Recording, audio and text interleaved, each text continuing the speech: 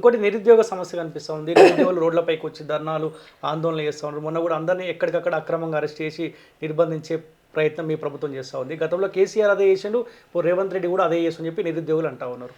ఇప్పుడు నిరుద్యోగులకు సంబంధించి క్రాస్ రోడ్లో మనం ఇంతకుముందు కూడా ఇది మాట్లాడుకున్నాం. క్రాస్ రోడ్లో ప్రొటెస్ట్ చేస్తే రేవంత్ అన్న చాలా క్లియర్గా చెప్పారు.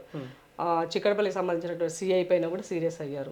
మీరు ప్రొటెస్ట్ చేసే రైట్ వాళ్ళకు ఉంది, ప్రొటెస్ట్ చేసుకునే వాళ్ళని అరెస్ట్ చేసి వాళ్ళ లాఠీ చార్జ్ చేయడం అనేది సరైనది కాదు, చెయ్యకూడదు. నా యొక్క వృత్తి అది కాదు, నా యొక్క సంస్కారం అది కాదు.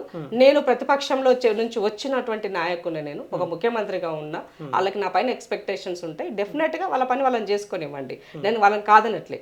కానీ నా సోదరులు కూడా ఆలోచించుకోవాలి. నిరుద్యోగులకు ఉద్యోగాలు ఇచ్చే కోసం ఈ ప్రభుత్వం చిత్తశుద్ధితో ఉన్న దానికి నిదర్శనము.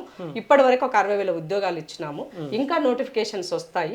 కొంచెం సహనంతో ఉండండి. టెక్నికల్ గా ఉన్నటువంటి వాటిని మనం రెక్టిఫై చేసుకోవాల్సిన అవసరం ఉంది.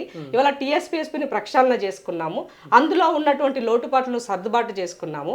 ఎవరైనా కోర్టు మెట్లు ఎక్కకుండా నోటిఫికేషన్లు ఇవ్వాలని నేను క్లియర్ కట్ గా చెప్పినానని ముఖ్యమంత్రి పలు సందర్భాల్లో చెప్పినారు. అయినప్పటికీ కూడా కొద్ది మంది రాజకీయ ఉద్యోగం కోల్పోయినటువంటి వ్యక్తుల యొక్క స్వార్థం కోసం నా నిరుద్యోగ తమ్ముళ్ళు, అక్క చెల్లెళ్ళు వాళ్ళ ట్రాప్ లో పడొద్దని మాత్రం నేను విజ్ఞప్తి చేస్తున్నా. ఎందుకంటే మీరు అకమెండ్ చేసినట్లయితే ఇబ్బందుల పాలవుతారు. రేపు వచ్చేటువంటి ఇంకా కొద్ది రోజుల్లోనే హెల్త్ డిపార్ట్మెంట్ లో నోటిఫికేషన్స్ రాబోతున్నాయి. ఆల్రెడీ ఇచ్చున్నారు ఇప్పుడున్నటువంటి దాంట్లో.